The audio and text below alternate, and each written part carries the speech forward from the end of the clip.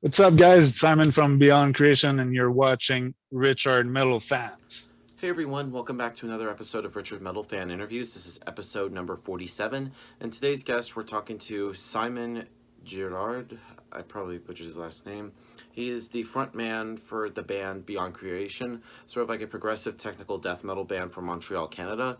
We're going to be talking about him getting into metal, what made him want to pick up the guitar, the history of the band, and much, much more. So, without further ado, let's go talk to Simon. So what's up, guys? I am here with Simon from Beyond Creation. How are you doing today, Simon? Very good. Very good. Thank you. How about you? Doing pretty well. Just got home from work and getting ready for an interview. You gotta get Hell these yeah. things going. And so basically this format is I'm basically going to talk about like your musical journey from where you started to now, but let's just dive right back into the very beginning. What were the first bands that got you into metal and what made you want to pick up the guitar? Uh, well, actually, when I was very young, my parents always listened to a lot of different style of music. I'd say Van Halen really got me like super young. I was so impressed with his way to create music and play the guitar and really enjoyed it. Metallica, and then after Megadeth, that was more like faster and trashy, and so I would say like Megadeth got me more into metal music at some Nice. point, and then after, yeah, I got Covadis, which is a band from Montreal. They unfortunately don't play anymore, but see, back in the days, they were super popular. Uh, Pretty much like one of the I would say the most I don't know, like forthcoming band from Montreal. Um, and yeah, that Chuck Schuldiner, and and then after, I would say like for technical death metal, where I really got into like blast beats and like really fast stuff, was Necrophagist. See, that that stuff really got me quite intense. Yeah. Awesome. So, what was your very first guitar that you ever bought? Like, how old were you? What was the kind of guitar you got? Uh, my first guitar, I still have this guitar. It was nothing popular, like Black Magic. I don't even know where it comes from, like probably China or something like this. It was really my brother's friend had a guitar and didn't use it, so so my brother actually bought it for me, and was really like cheap guitar, but kind of nice. Like it played very well. It was like a black all over, kind of Stratocaster kind of style. So it was pretty nice. Awesome. Still have still have it at my place. Awesome. Do you remember the first song you tried to play on guitar? Ah, well, you know, my that's the thing. My brother had a classical guitar. Before I had actually a guitar, my brother was taking lessons, guitar lessons, and he had a classical guitar, and so I was always taking his guitar and like trying to mess up and like trying to play some stuff. And I think first the first thing I tried was Guns N' Roses. Um, what is that song? November Rain? Is that it? Like, Oh, so yeah, I think it begins with like classical or acoustic kind of guitar riff. So yeah, I think that was my first attempt. okay, cool. So, what were your bands? Were you Beyond Creation. Like, tell me about that. I'd like to hear like the in-depth of all that.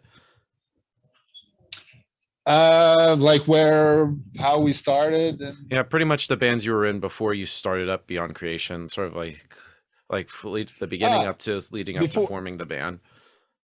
Okay, yeah. Well, actually, when I was, I would say, I don't know, like 13, 14, I started a band with my friend. I was in high school. I started a band and was composing the songs. It was nothing like nothing really crazy, of course, but it was pretty fun. We had a lot of fun, and we got a chance to record actually like a little demo. Uh, when we were finishing school, we were going at this place where all the teenagers kind of meet up, and there was a drum there, so we could actually play and have fun and jump. And so yeah, they gave us the chance to record demo. That was like the first real band that I got, and then after uh, I kind of we stopped, and I decided to create Beyond Creation. Uh, I was actually with Nicola Domingo Viotto, which was one of my friends, still Peruvian guy, and he was playing guitar. So we were only two guitars, and I was about 15, and so yeah, it was very hard to find people that were well able to play that kind of music, but also like how like invested in that kind of music, like personally, like practicing and keeping up with learning the songs and jamming and stuff. And so yeah, we were only two guitarists, and that's been for quite a while. We tried some bassists, some drummers, and finally we found Guillaume, which recorded the first album, The Aura. Yeah. And Guillaume Bégin Benoit was a friend, like a friend of Kevin, and like kind of had connections. So so we tried it. He's a really talented drummer. So he up on Beyond Creation, and yeah, that's how it got like more serious, I would say. Yeah. Yeah, creating more songs, really defining like the style, because of course guitars and the song can be created, but the drum really set another perspective, and Right. Pretty and much laying the foundation.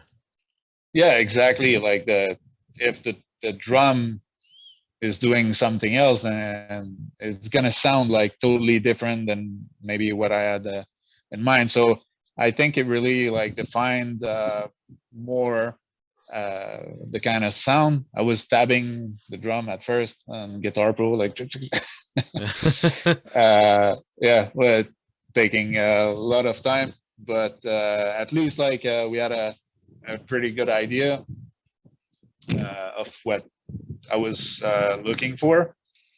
And then after, Forest came in 2009.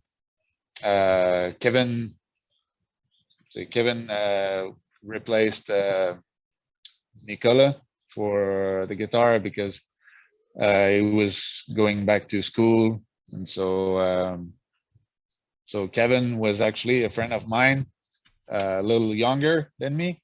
I think only 1 year. but I knew he was playing guitar, and where we were working, um, we were working together, so we were always like, I don't know, like chilling and listening to metal music and speaking about bands and guitar players and stuff like this. And so yeah, he told me one day like, hey, I would like to auditionate for Beyond Creation, because I was talking to him that Nicholas wanted to go back to school. And so I entered in 2008. And then 1 year later, we had Forrest that came in. And 2010 was the demo. Do you hear Yeah. well? When, Yeah, that's a little bit windy. yeah, there's let's see. I'm gonna try to maybe come here. Yeah. Yeah. Yeah. It sounds. You sound a All little right. bit better. All right. So yeah, you were So just talking about like you did like a 2010 demo, which has like 3 of the songs. Social. I think it was Injustice Revealed, No Quest for the Corrupted, and Social Disability. yeah, exactly. Yeah. So we started to record with Chris Donaldson, and it Yeah. was like the first time um, we were getting in a real studio, and since then always worked with him. Really love his vibe and the way we work together. So yeah, that's pretty much how the band started and how it became until 2011, Yeah. the first album, The Aura, Yeah. that came out. Yeah. Just Hell yeah. great debut. Great debut. And of course you got, I think, were you all like playing around in Montreal or just in like the near like the eastern part of Canada, but then how did you got signed to Season of Mist? How did Season of Mist find Beyond Creation? Um, Actually, we were just playing some shows in Montreal, pretty much Montreal and Quebec, here and there, very, like, I would say quietly, like not often. But then we got the chance to play with Obscura, Oh I yeah. think in Yeah. 2012. Yeah. Wearing the shirt I actually Yeah. got this past weekend in Atlanta when they played. Oh, okay, Yeah, cool. I interviewed Stefan as well. Amazing. He's a really nice dude. Yeah. Great guys. Yeah. So yeah, we got the chance to play with them in 2012, and actually Stefan and I were talking after the show and everything. Like it was Obscura been a big influence for me also when I discovered them. So it was really nice to like meet Stefan, and he actually wrote to Season of Mist because he's close friend with the people at Season of Mist, and he talked about us. So that's how actually Season of Mist Oh. came to us. They Wow. were hearing our name here and there, but when Stefan told them that we played together and he liked it and everything, they contacted me. That's really funny. They contacted me on my birthday, like exactly the date of my birthday. I was like, oh my god, like Wow, that's like the so best birthday gift ever. exactly, so insane. I was like mind blown. And yeah, actually 1 year exactly after they contact me, so the next birthday we were officially signed on Season of Mist. So yeah, it's Yeah. been a really life-changing year Yeah, it's that we crazy. got. See, so Yeah, Stefan from Obscura is the reason you're on Season of Mist. That's really yeah, cool. Well, yeah. but this album is a great debut album. One song I'd love to talk about is the song Le Dentier. I probably butchered that, but I know it's like on other albums you always have a song in French. What made you decide to like sing in like French? Because I know Montreal is like the French speaking part of Canada. Uh-huh. Yeah, le détenteur. Exactly. Like I always want to put French on every album, at least one or two songs, because it's our roots. We all come from there, and all the people speak French. English is like the second language. Yes. So to me, it kind of really feels important to always keep something, like something that defines us as Quebecers and Yeah.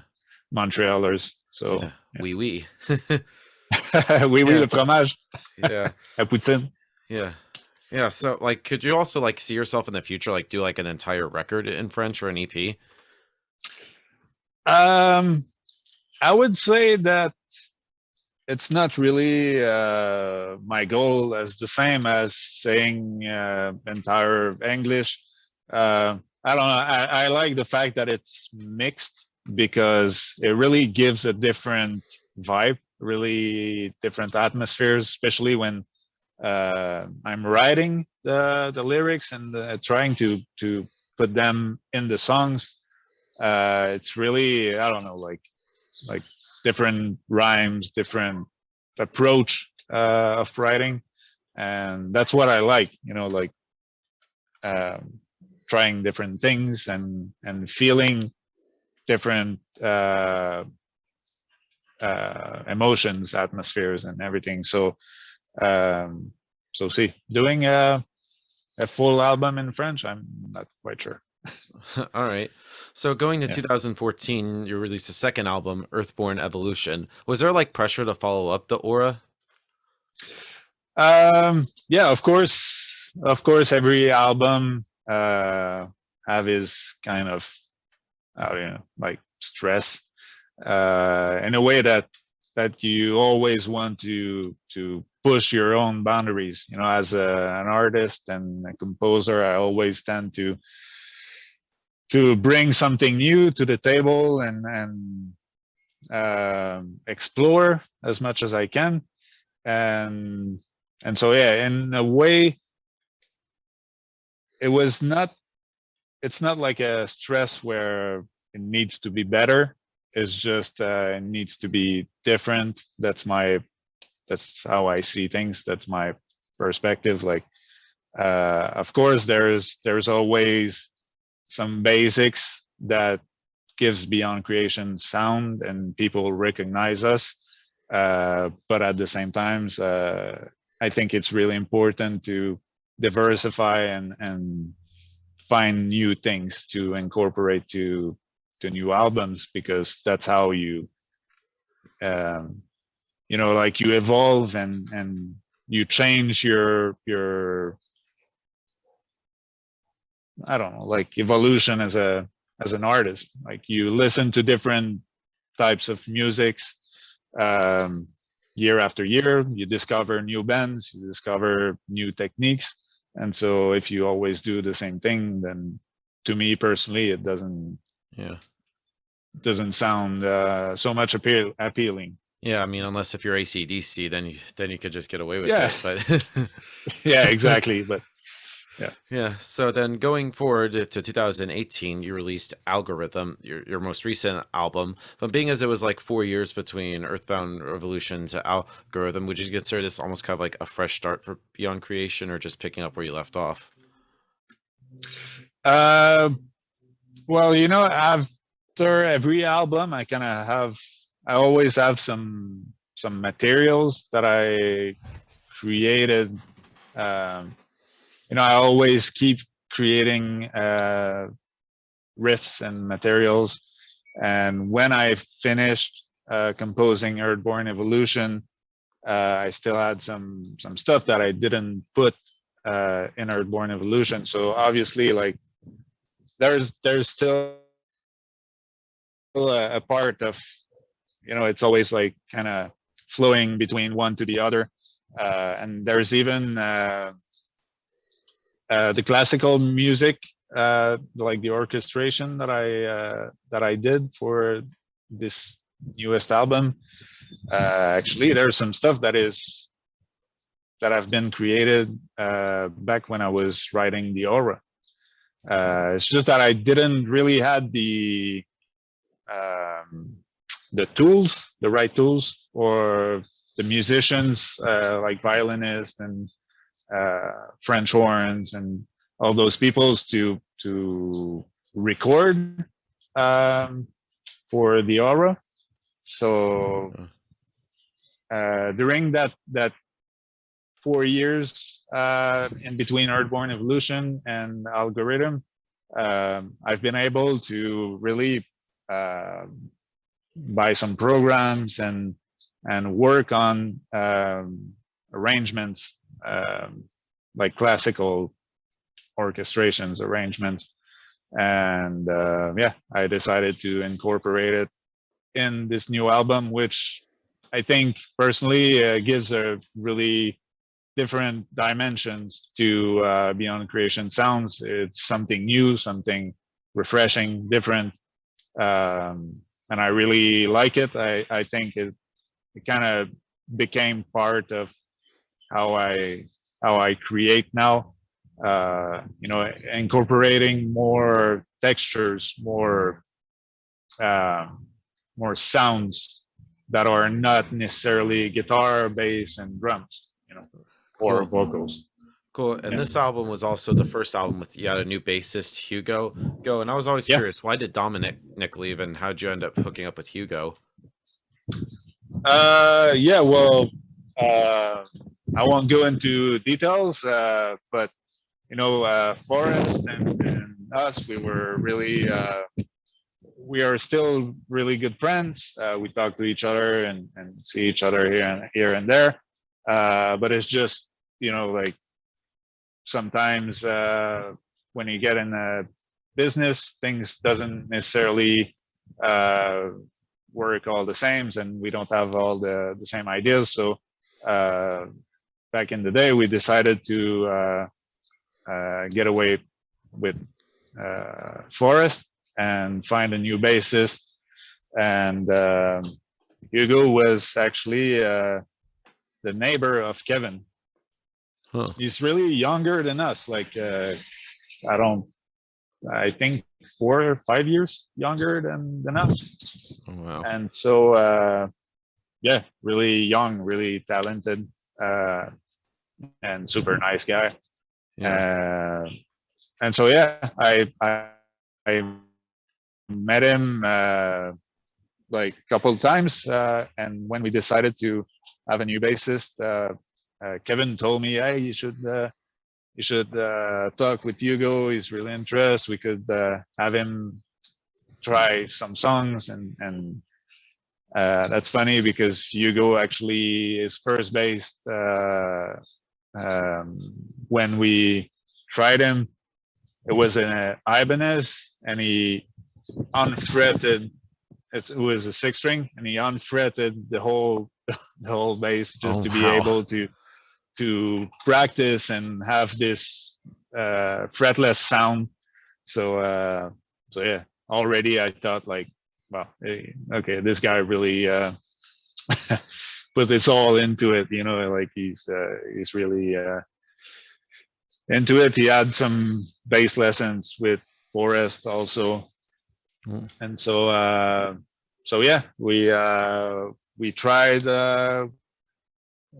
him and was really really good. We really liked how he really understood like the whole atmospheres, and of course he had to like, how did I say, like get in the right mood, the right position to be able to play the past songs, the past 2 albums, but also find his own style to create the bass lines for Algorithm. And I think he really did a super great job on, you know, like keeping the basis of Beyond Creation style as a basis, like getting from where Forrest left for the 2 album and bringing something that really is unique to Hugo. Like he really adds something unique to the style, and I really appreciate yeah, his work. And Yeah, yeah. Did like Hugo bring in something like new musically lead to Beyond Creation that y'all didn't have before? well, you know, like he created all his bass line, and I was really happy because we had to work together actually to define a little bit like what was the idea behind the songs that I was creating. And the thing, of course, Hugo had some big shoes to fill. uh, so he was trying to, like, you know, like always go for more, and put some more notes and stuff. And I was just like telling him, like, just relax and be confident. Like, it's just the need to serve the music, not necessarily to try to be best or try to whatever. Like, just create something that serves the music and the atmospheres. And he really did an amazing job. I'm really happy. But yeah, he created some stuff that I never heard before, like something unique that is really his own voice uh, in a musical way of speaking. Right, and kind of like going into like your guys' songwriting, writing, because I think like your guys' style, like like you're all like more technical, very progressive, kind of like death metal, which is also experimental. So do you try to like experiment with your sound, or you try to like stick with a formula? No, I don't really have formula. I really try to every album, every song that I create, to push my own boundaries, just like explore and try different techniques and atmospheres. So I don't have defined way to create, but of course I always have to, you know, like, try to, because I play many different styles, like rock, progressive, jazz, blues, whatever, and I like to incorporate all of those styles, but it needs to be in a way that it makes sense with Beyond Creation. You know, like I cannot just put some, I don't know, like Jamaican kind of atmospheres in a Because song. it could Like it work. needs to, yeah. Well, you know, like there's always a way to incorporate different styles, but it needs to be logically transferred, or like logically created or integrated to the songs. Right. Is there usually like a preconceived idea when it comes to creating the songs, or just does it come like naturally and organically? Oh man, it can, like, songs can take so long to create. Like I'm not how can I say this? I like to give it some time. Um, I'm not such a fast composer. I would say that my force is really to, like, I try to do the best as I can to create some songs, but it can take yeah, months and months and years, because first, it's technical, but at the same time I really want to put the emotion on the front line, uh, that it makes sense for the people that listen to the music. You know, like, it's not just a bunch of notes or blast beats and stuff. Like, it needs to create some emotions, and you need to feel something when you listen to the music. And I think that's what takes time. uh, if you want your music to stay in time, that people keep listening to it without just like uh, like bunch of fast notes and stuff. I mean, that's my opinion. That's my point.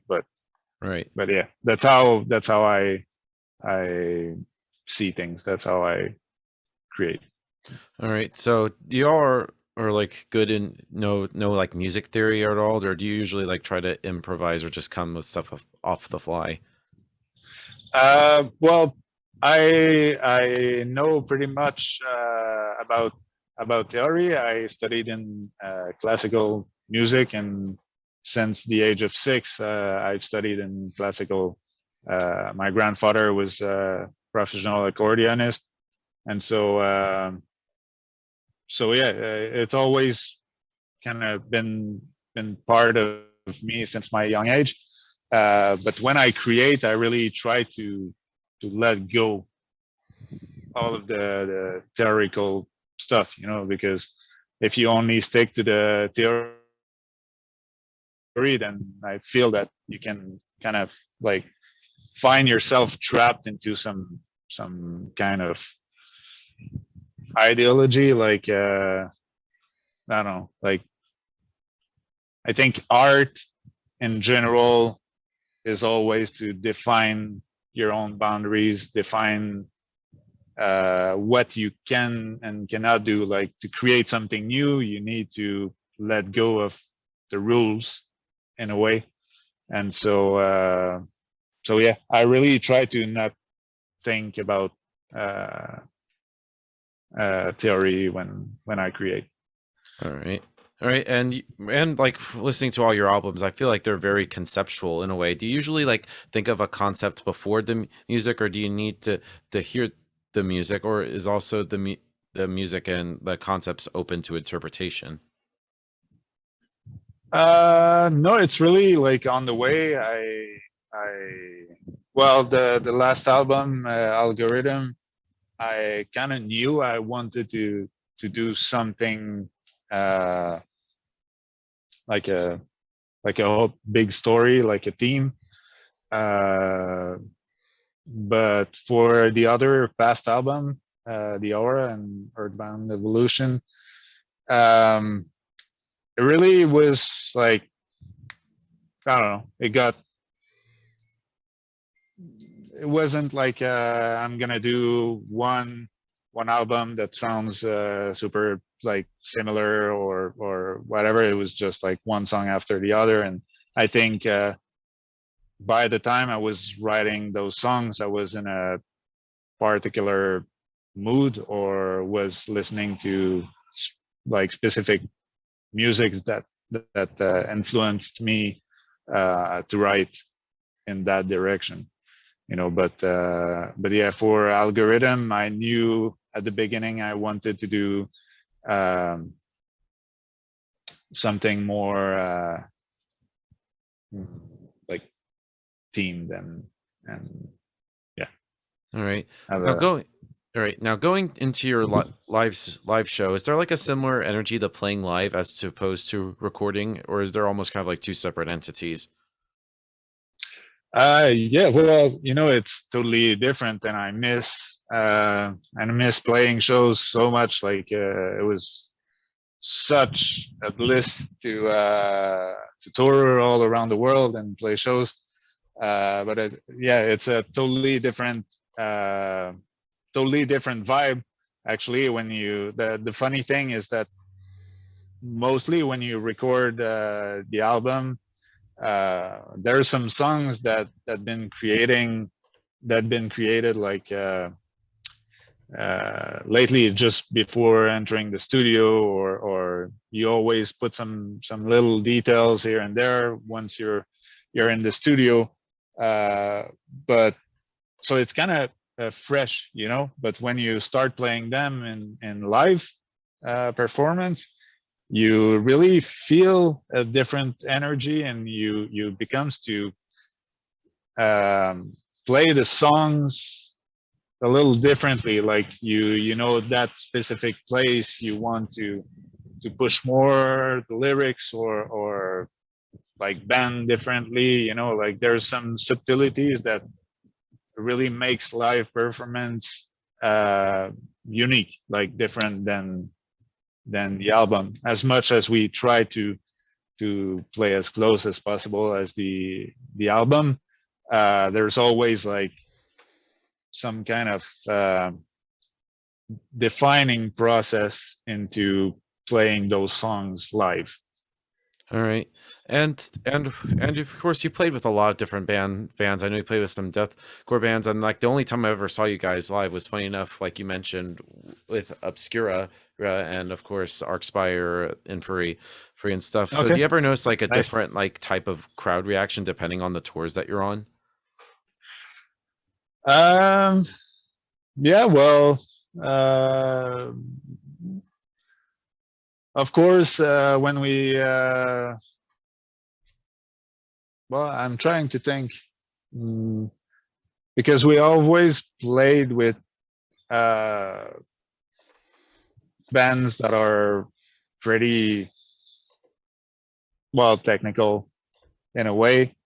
Um, like even if Dying Fetus is pretty different than our genres, um, it's more like brutal death metal than progressive and technical than us. Even though we toured with them in Europe, uh, crowd were always really happy to see us and really like into it, like mosh pit and everything. Um, but we can definitely feel some kind of difference when we play with bands that are much different than us. Like for example, when we first toured with Cannibal Corpse, Napalm Death, Immolation, it was really like a lineup, um, different vibes to each band, and I think that's actually the key, because you want the audience to be surprised in a way, like to see some other bands that they don't know or are not used to listen to, and then they see live and they can enjoy it. So but yeah, um, crowd can be different, but I think we've been always really lucky that they always enjoyed our performance and sets. All right. And going back to the writing, and one thing I always love asking artists, because especially in this style, because I know you got songs that are like 4 minutes and you got songs that are like 7 minutes. So how do you know when a song is done? That's a tricky question. Yeah. Um, well, it's always hard to say. Like it, it's kind of something you feel when it's finished. Like I don't know. It feels completed, even though there's some details that you can still put in the arrangement, the songs. But when you feel that the song is finished, it's like, okay, like I got it, like it's there, it's done. um but yeah, it takes time, and sometimes it's so messy. Like I can create a riff that I think it's going into this song, like for because I always try to, as the same as the music itself, on the timeline I always try to do on each album different kind of uh different kind of timeline songs, atmospheres, like short songs that are super fast, intense, a lot of vocals, some long songs that are super progressive, a lot of solos, some medium songs that are more like bangers and stuff like this. So try to diversify in all categories when I create. But it's funny how when I create some songs, I think like, oh, this riff or this atmospheres kind of fits perfectly with the rest, and then I start creating another song, and I'm like, okay, that's like it needs to be in the other one, and like it's kind of a puzzle in a way All right. sometimes. Yeah. All So, right. And since it's been 4 years since Algorithm, have you guys started working on the next Beyond Creation album? well, yes, I already have some materials for the next album. I would say maybe 70%. Uh, because also when I finished creating algorithm, I already had some materials that I felt would be good to keep up for the next album. So yeah, I already have a lot of materials, but see, we're in the process. Um, like this pandemic time, kind of. I think it's been hard on many people, and we really took the time to, since there was no show, no tours, we took the time to for ourselves and to find some work and stuff, be able to, because like we were fully into music, touring a lot, um, full-time band. So that's the thing. Like when the pandemic started, then we kind of like completely stopped, without shows, without tours. So yeah, I took the time to create some new songs for Beyond Creation, but also my personal project. I put some times where before, when we were always on the road and everything, I didn't really have the time, or I didn't took the time to do. So I started to put some energy into different places. So I got my solo project that is coming up this year, and Nice. yeah, I also do a lot of photography contracts here and there. So yeah, it's been a challenging time in a way, but Yeah. also a fun process, because it gets to do something Yeah. different. Yeah, especially with since you mentioned a solo album, I'd like to hear about that. Is it gonna do you have to is it like different something different from Beyond Creation that you wanted to try to get out? Yeah, it's totally different. It's actually not metal. There's some little metal parts in there, but most of it is, I would say, really um, progressive rock, and I have some. I always wanted to do some film music, and I started to create a lot of orchestrations and atmospheres. And so this is going to be in my solo project. And I also had some acoustic song, a little bit like Antoine's Four and the Meki Don Ross. When I was studying in classical music, I discovered them, and so yeah, I created some songs, and we talk about this like many years ago, like 2010, 2011, and somehow I did some acoustic shows, but I never recorded them professionally. So now with this new album, it's going to be in there. So it really a mix of all the things that I wouldn't necessarily put in Beyond Creation. Really try to take off the boundaries. So there's jazz, blues, rock, progressive, acoustic, classical music. So yeah, it's just a um, I don't know, like a big exploration for me as a music creator and composer. All right. And also you Yeah. mentioned doing photography. Is there like similar to like taking photography as to creating music? Is there like similarities or differences between the two?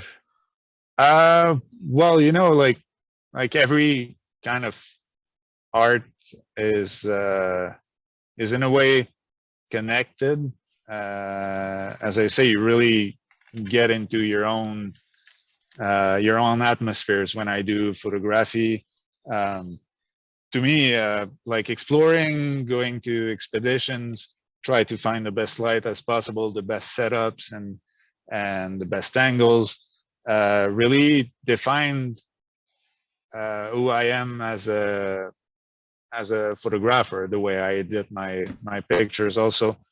So like you try to define your work to when someone sees the picture, they know, they can already tell like, oh, it's Simon's picture, like I can recognize the style or whatever. It's same as Beyond Creation. Like you want to create something that really speak for yourself, like the way you feel, the way you think, like the way you see things.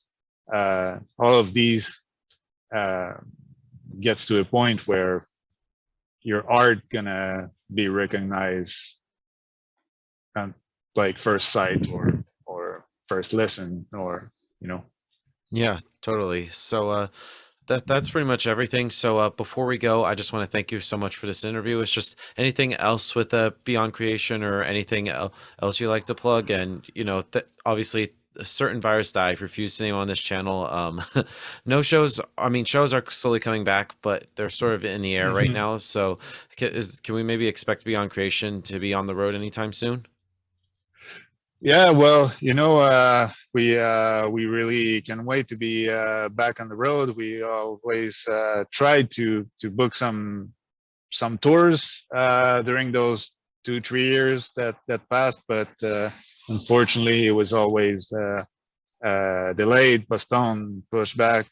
But yeah, we're definitely gonna, as soon as we can, we're gonna go back on the road and play some shows, and can't wait to play some new materials also. Like it's going to be very exciting to uh, get back with a real audience, get back to seeing fans and playing live shows. I did right now I'm in Costa Rica, and last year I did a clinic here in Costa Rica, and really it was like such a great feeling to be back on the stage. Of course it was different than being with the full band, but exchanging with people and talking to the audience and just like discussing was really